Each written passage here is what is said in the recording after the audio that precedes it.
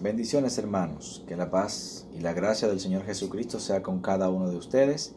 Mi nombre es Jesús Tavares, soy maestro de la palabra del Señor. Estudié hebreo bíblico en un instituto llamado eTeacher, que es un instituto afiliado a la Universidad de Jerusalén en Israel. Por inspiración del Espíritu Santo he decidido realizar estos videos para bendecir tu vida. Esta es una escuela online que va a ser transmitida a través de YouTube. Se llama Logos, la escuela. Y espero que sea de mucha bendición para tu espíritu, para tu alma y para tu crecimiento espiritual y sobre todo en el conocimiento del Señor y de su palabra. La Biblia dice: clama a mí y yo te responderé y te mostraré cosas grandes y ocultas que tú no conoces. La Biblia no contiene la palabra de Dios, sino que es la palabra de Dios. Y en ella están todos los secretos de los cielos y de la humanidad plasmado para que nosotros los descubramos, para que nosotros los indaguemos y para que podamos ser edificados y edificar a otros. El día de hoy voy a comenzar, obviamente, desde el principio, valga la aclaratoria. Voy a comenzar hablando o enseñando un poco acerca del libro de Génesis. Génesis es uno de los primeros libros que encontramos en la Biblia. De hecho, es uno de los primeros 5 libros del Pentateuco. Se le llama Pentateuco a los primeros 5 libros que están en la Biblia. Por ejemplo, Génesis, Éxodo, Levítico, Números y Deuteronomio. A ese conjunto de 5 libros se le llama en la Biblia Pentateuco, que básicamente eso es lo que quiere decir, 5 libros, eso es lo que significa. En este caso vamos a tomar el Génesis y vamos a hablar un poco acerca de la creación, de cómo es la creación vista desde el punto de vista bíblico, obviamente, y vamos a hacer una breve reseña acerca de lo que es el libro de Génesis como tal. Primeramente, el libro de Génesis, su nombre como tal, deriva de una palabra griega que significa comienzo u origen. Sin embargo, en la Biblia hebrea no existe tal palabra. Es decir, en la Biblia hebrea usted no va a encontrar el nombre de Génesis para el libro de Génesis, sino que el nombre de Génesis en hebreo es Bereshit, que significa el principio, el origen, el comienzo. Vamos a decir donde todo comienza o donde todo tiene su origen o su punto de partida. Eso es básicamente lo que significa la palabra Bereshit, y ese nombre se obtiene con la primera palabra que comienza el libro de Génesis. Si notamos el capítulo 1, en el verso 1 de la Biblia, en el libro de Génesis, dice en el principio. Esto en hebreo es Bereshit. Entonces de ahí obtiene su nombre. De hecho, los primeros 5 libros de la Biblia obtienen su nombre con la primera palabra o frase con que comienza el libro. Así sucede con Éxodo, así sucede con el libro de Levíticos, así sucede con el libro de Números y también con el libro de Deuteronomio. Con la primera palabra o frase con que comienza dichos libros es que cada uno de ellos obtienen su nombre. Sin embargo, vamos a ver qué dice el Señor en su palabra acerca de la creación. Dice: en el principio creó Dios los cielos y la tierra. Este es un versículo muy interesante y que tiene mucha tela por donde cortar. Primero habla del principio. Como le estuve diciendo, la palabra principio es Bereshit, que significa comienzo, significa principio, significa origen. Es donde todo comienza, es la cabeza o principio de todas las cosas. Y dice la palabra de Dios: creó Dios. La palabra creó aquí es la palabra bara, que significa en el hebreo formar, hacer, producir, crear. Dice aquí el bosquejo que tengo: originalmente este verbo encerraba la idea de tallar o suprimir. En ese concepto aún se expresa mediante la forma verbal que encontramos, por ejemplo, en el libro de Josué 17:8, que significa también derribar. Vamos a decir como derribar árboles para preparar la tierra para la labranza. Esto sugiere que crear es similar a esculpir. Por lo tanto, bara es la palabra apropiada para describir tanto el proceso de crear algo de la nada como el de moldear lo existente para crear algo nuevo, tal cual hizo Dios al crear al hombre del polvo de la tierra. Dios es siempre el sujeto del verbo bara en su forma común. Al crear es, por lo tanto, un atributo divino. O sea, Dios es el creador de todas las cosas. Entonces, cuando Dios crea los cielos y la tierra, crea todo de la nada. Hasta aquí vamos a ver en la Biblia cómo es que comienzan las cosas. Primero, antes de esto no existía absolutamente nada. Solamente existía Dios el Padre, Dios el Hijo y Dios el Espíritu Santo. Entonces aquí comienza con esta palabra, con este texto, comienza lo que es el tiempo y el espacio. Porque dice en el principio creó Dios los cielos y la tierra. O sea, hablo de tiempo y espacio porque dice en el principio. O sea, ya está hablando de un tiempo. Donde comienza un tiempo, donde comienza una época, donde comienza una genealogía, donde comienza evidentemente una trayectoria, una carrera, por decirlo así. Comienza un episodio, comienza una historia. Entonces Dios dice en su palabra, en el principio creó Dios los cielos y la tierra. O sea, la palabra creó, como les había dicho, viene del verbo bara, que significa crear algo de la nada o crear algo de lo que ya estaba hecho, obviamente, para de ahí producir algo nuevo. En este caso, los cielos y la tierra no existían antes de este texto. No existía absolutamente nada. Entonces Dios decide, por su soberana voluntad, crear los cielos y la tierra. Aquí, cuando hablamos de los cielos, se refiere a la morada celestial, donde habita Dios, donde habitan los ángeles, donde habitan los redimidos actualmente y donde hay un sinfín de criaturas creadas obviamente por la voluntad de Dios, por el poder y la gloria del Señor. Cabe destacar que básicamente hace referencia a esto y no a los cielos que tenemos nosotros aquí en la tierra, porque dice y creó los cielos y la tierra. Obviamente la tierra tiene su propio cielo, pero aquí está hablando de los cielos en plural. La palabra cielos viene del hebreo shamayim. La palabra shamayim significa prácticamente, o puede significar prácticamente dos cosas. Primero, sham Majim es una palabra compuesta que puede significar allí hay agua. Allí hay agua. O sea, es una palabra que está compuesta de esa forma porque en la antigüedad los judíos creían y creen de que en las alturas de los cielos, por encima de la capa atmosférica, existe agua. Hay agua. Evidentemente esto es posible porque las diferentes capas que cubren la atmósfera terrestre está formada por gases, obviamente. Evidentemente ustedes saben que los gases evidentemente son producidos, no todos, pero muchos de ellos son producidos por la evaporación del agua. Y es probable que estos gases que estén en la atmósfera o en las distintas capas que cubren la atmósfera sean gases que de alguna forma hayan sido puestos por Dios ahí para proteger el planeta, para proteger la creación, pero sobre todo que estén compuestos de algún tipo de vaporización de agua. Vemos también aquí en la palabra de Dios que cuando Dios al principio crea los cielos y la tierra, obviamente vemos que habla de tierra seca. Evidentemente estamos viendo que habla de tierra seca. Sin embargo, en el verso 2 dice, y la tierra estaba desordenada y vacía, y las tinieblas estaban sobre la faz del abismo, y el Espíritu de Dios se movía sobre la faz de las aguas. Aquí esto es algo muy intrigante, porque obviamente no cabe en la mente de que Dios cree algo para dejarlo desordenado y vacío.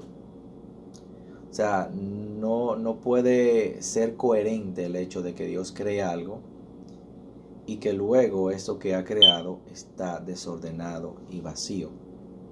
Entonces vamos a ver un texto paralelo a este, que lo podemos encontrar en el libro de Isaías. Si nos vamos al libro de Isaías, Isaías 45:18 dice: porque así dijo Jehová que creó los cielos. Él es Dios, el que formó la tierra, el que la hizo y la compuso. No la creó en vano, para que fuese habitada, la creó. Yo soy Jehová y no hay otro. Aquí vemos varias palabras que son básicamente importantes a tomar en cuenta. Primero dice, porque así dijo Jehová que creó los cielos y la tierra. O sea, se utiliza la misma palabra que se utiliza en Génesis capítulo 1, verso 1, que es creó, que es básicamente la palabra bara en el original hebreo, que significa crear algo de la nada, crear algo de lo inexistente, de donde no existe nada. Hago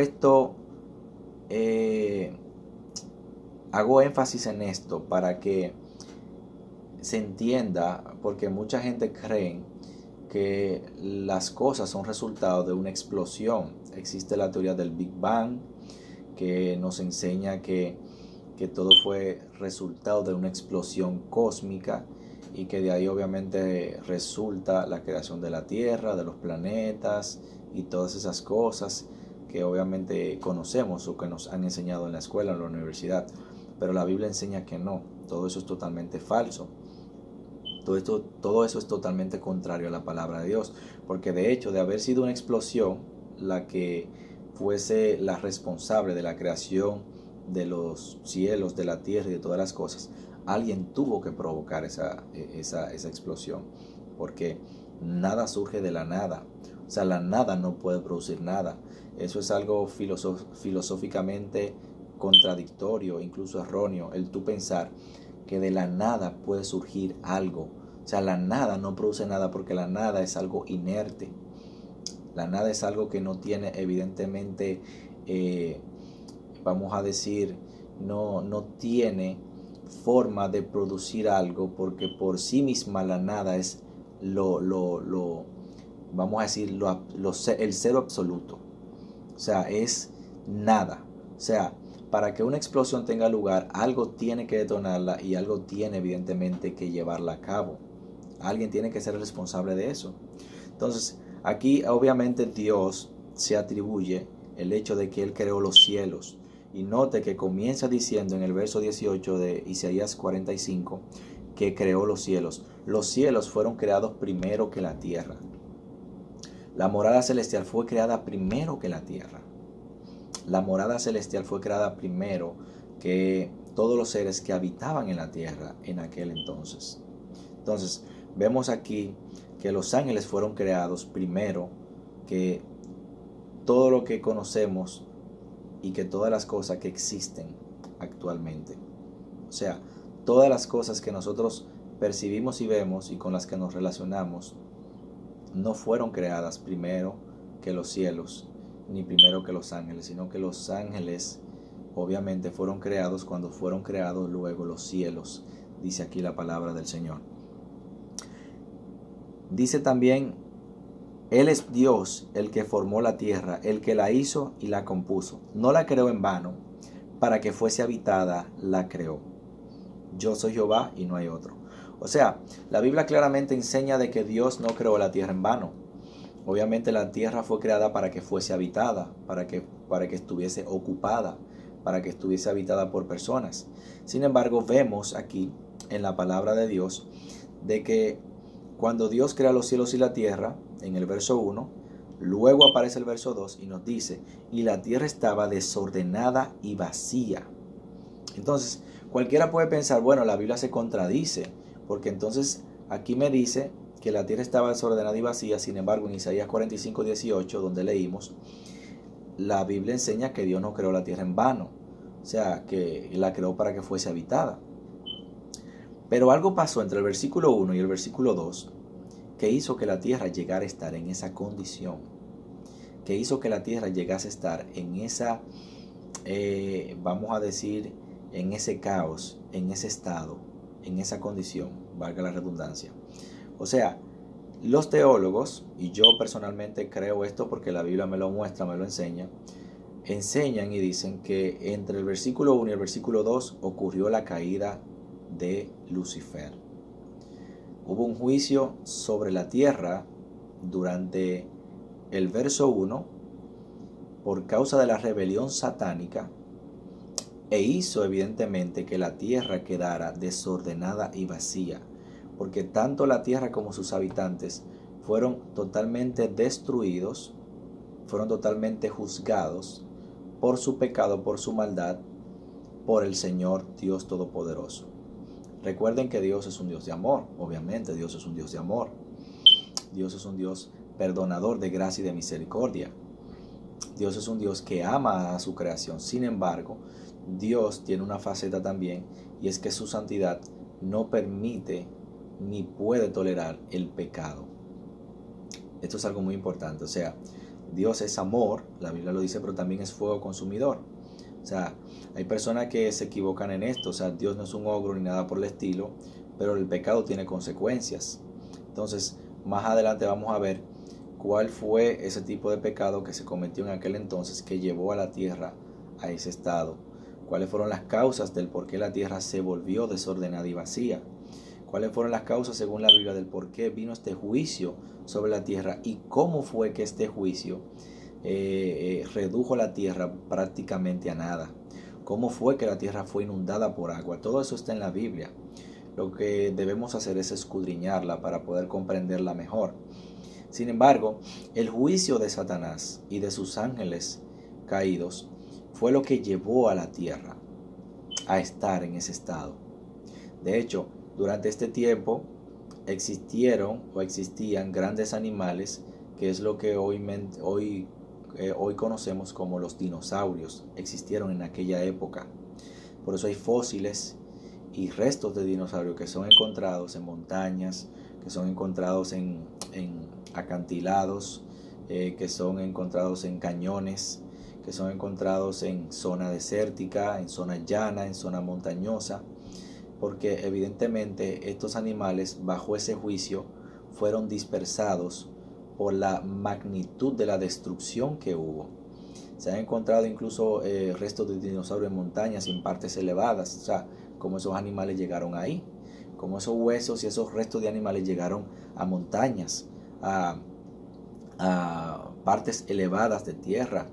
Dense cuenta que hay incluso huellas de dinosaurios que están petrificadas, como si hubiese estado mojado el lugar donde esos animales estaban pasando en ese momento. Hay huellas de dinosaurios que están evidentemente disecadas y se ven como si estuviesen pisando lodo. Y esas huellas han quedado así para la historia, para que hoy podamos verlas, descubrirlas, verlas y podamos estudiarlas. O sea, algo pasó que hizo que eso aconteciera. De hecho, también un punto importante, que si usted analiza las huellas de los dinosaurios va a ver que hay varias huellas a veces que se cruzan entre sí, de diferentes especies. Hay huellas de una especie que se cruza con otra, diferente, en tamaño y en forma.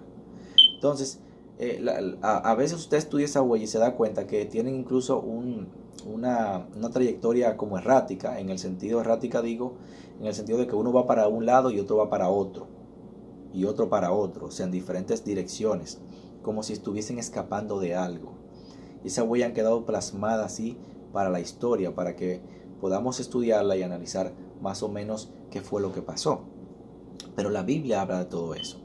Entonces, la Biblia habla de que la tierra estaba desordenada y vacía, y las tinieblas estaban sobre la faz del abismo, y el Espíritu de Dios se movía sobre la faz de las aguas.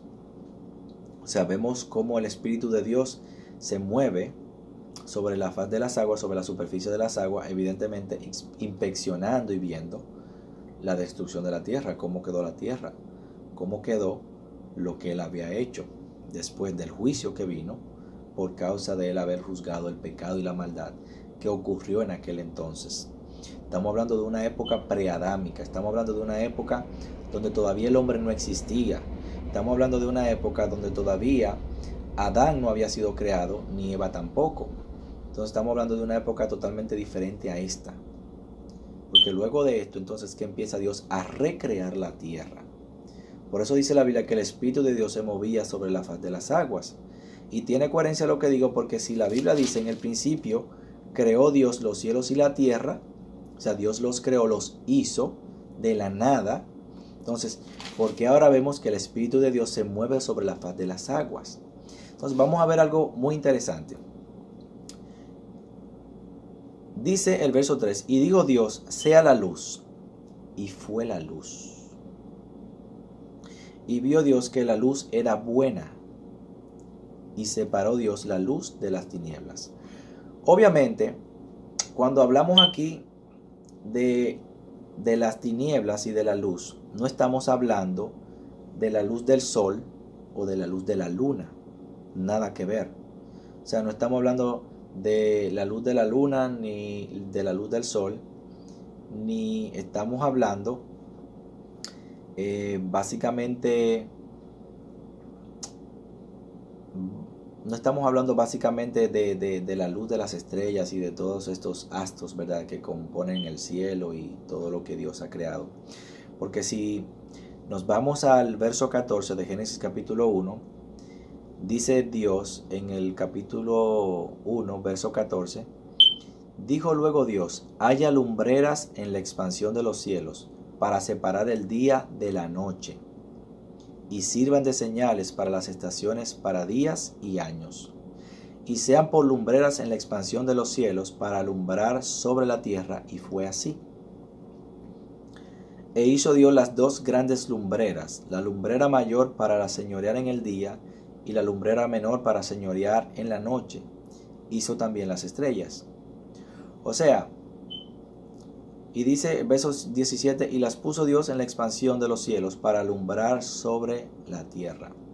O sea, que básicamente la Biblia nos muestra claramente que cuando Dios se refiere en el verso 3, que dice, sea la luz, y fue la luz, no está hablando de la luz del sol, ni de la luz de la luna, ni de la luz o la luminosidad que producen las estrellas, sino que está hablando evidentemente de su gloria.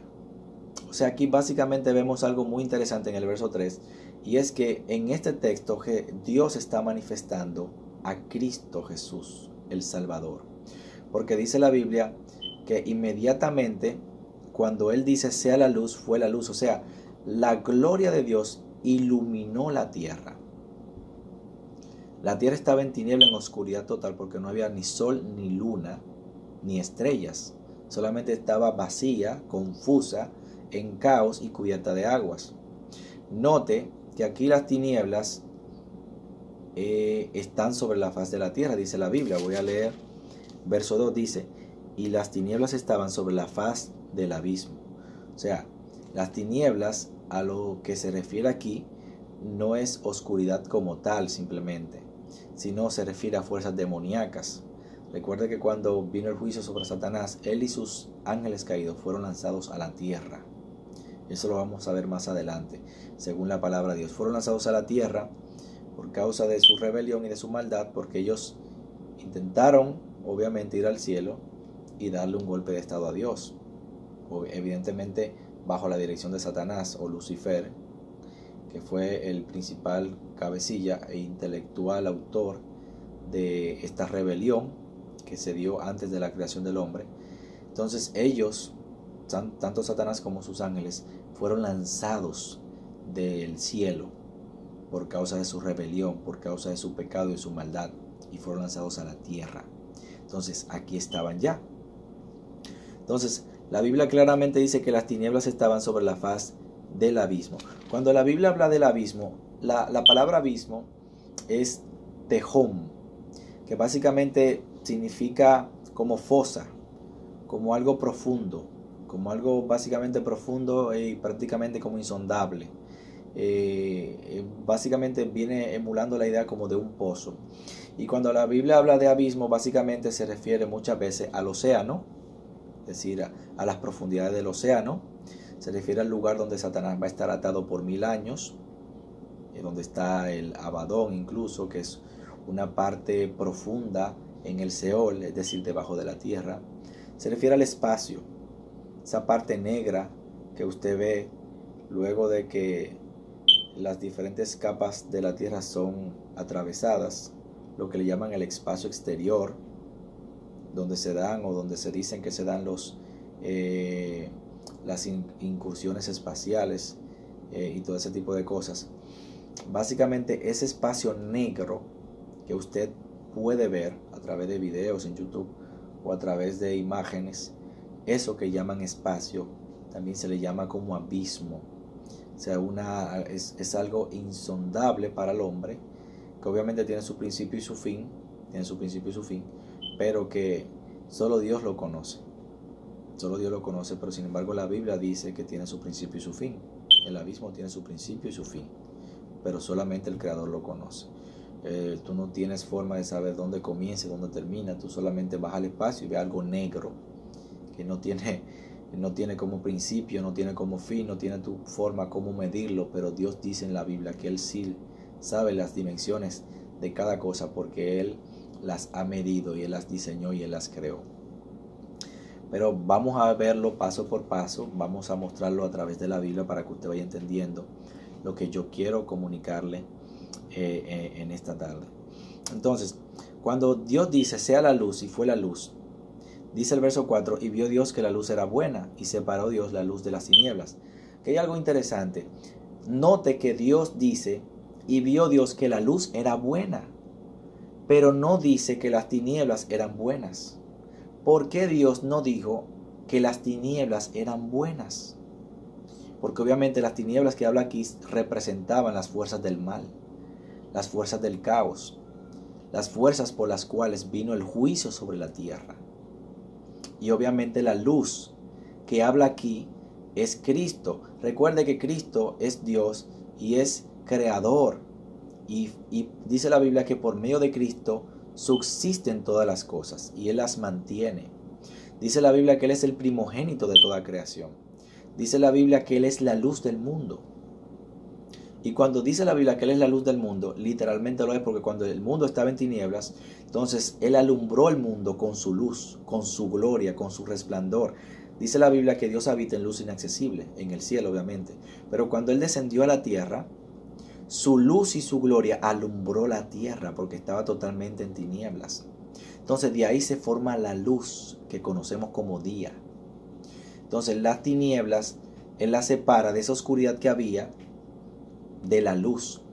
Entonces aquí no solamente está siendo creada la luz como día y las tinieblas como noche, sino que ya Dios está poniendo una diferencia entre el reino de Dios y el reino de las tinieblas. Por eso dice la Biblia que Dios separó la luz de las tinieblas. Y por eso dijo que la luz era buena, pero nunca dijo que las tinieblas eran evidentemente buenas. ¿Por qué? Por causa de que las tinieblas representaban las fuerzas del mal y la luz representaba la fuerza del bien. Representaba a Cristo y las tinieblas representaban a Satanás y sus ángeles caídos. Entonces es importante que usted entienda esto, porque la Biblia dice que lo creado da testimonio de la obra de Dios. Dice la Biblia que en la creación podemos ver a Dios y podemos conocer a Dios. De hecho, las cosas creadas nos dan testimonio de lo que es el reino de Dios, pero también nos da testimonio del reino de las tinieblas. Hay animales que representan a Dios, y en la Biblia está claro, pero hay animales que representan a las tinieblas, cuyo comportamiento representan a las tinieblas, y cómo las tinieblas actúan y cómo se comportan. Recuerde que la Biblia dice que todo fue creado por Él y para Él, para dar gloria a Él y para Él mostrar su deidad y su poder. Sin embargo, hay cosas que Dios ha creado que dan obviamente testimonio de cómo las tinieblas se comportan y nos puede incluso dar enseñanza a nosotros de cómo las tinieblas operan y de cómo las tinieblas se comportan. Asimismo, de cómo también suceden las cosas en el cielo y de cómo se dan las cosas en el cielo. Por eso Jesús, cuando enseñaba sus parábolas, sus enseñanzas, utilizaba muchas figuras de la tierra para dar a entender cosas del reino de Dios. porque evidentemente son cosas que están hechas y diseñadas para revelar verdades espirituales. Recuerde que la tierra es un reflejo del mundo invisible. La tierra, lo creado, lo que se ve, lo que se percibe, lo que se toca, lo tangible, es un reflejo, una copia exacta, una réplica de las cosas invisibles. Primero fue lo invisible y luego fue lo visible. Primero fueron los cielos y después la tierra. Entonces, vamos a ver, obviamente, de hecho, antes de proseguir, de hecho usted se da cuenta, si usted se levanta temprano a las 5:30 de la mañana o a las 6 de la mañana, se va a dar cuenta que cuando comienza a ponerse de día, el sol todavía no ha salido. Entonces, la luz del día no depende del sol. No depende del sol. La luz del día es una luminosidad distinta al sol. Distinta al sol. O sea, y lo mismo sucede con la noche. La noche obviamente es oscuridad, tinieblas. Sin embargo, la luz de la luna lo que hace es alumbrar, ser una lumbrera para que nosotros evidentemente tengamos luz durante la noche. Pero lo que le quiero dejar dicho con esto es que hay personas que piensan que la luz del día es un efecto producto de los rayos solares, y no es así. Todavía cuando el sol no ha salido en la mañana, usted ve que ya todo está claro, que es de día. Esto es un efecto luminoso producido por gases y por las diferentes capas atmosféricas que cubren evidentemente la Tierra. Y Dios lo hizo así. Sin embargo, no necesariamente tiene que estar el sol presente. Cuando el sol sale, lo que hace es dar calor y resplandecer y brillar, evidentemente para que la luz sea más intensa, más fuerte. Sin embargo, una cosa es el día, otra cosa es el sol, porque vimos claramente que en el verso 3 Dios dijo, sea la luz, y fue la luz, pero no había sol todavía. O sea, ya el sol estaba, pero no estaba funcionando, porque evidentemente Dios lo pone a funcionar nuevamente cuando en el verso 14 dice, haya lumbreras en la expansión de los cielos para que separe el día de la noche y sirvan de señales para las estaciones, para días y años. Obviamente Dios lo hace así para que también estas lumbreras, tanto la luna como las estrellas y el sol, sean los indicativos de las diferentes festividades, días, meses y años y horarios que nosotros actualmente tenemos, que usualmente celebramos, y para que nos guiásemos, por ejemplo, durante la navegación. Recuerden que antes no existían los GPS, el satélite y esas cosas. Entonces lo que hacían era que se utilizaban para la navegación las estrellas, la luna y todos estos elementos celestes para entonces poder hacer propicia la navegación en los tiempos antiguos, en los tiempos primitivos. Bien, vamos a dejar hasta aquí el estudio y vamos a venir con una segunda parte de la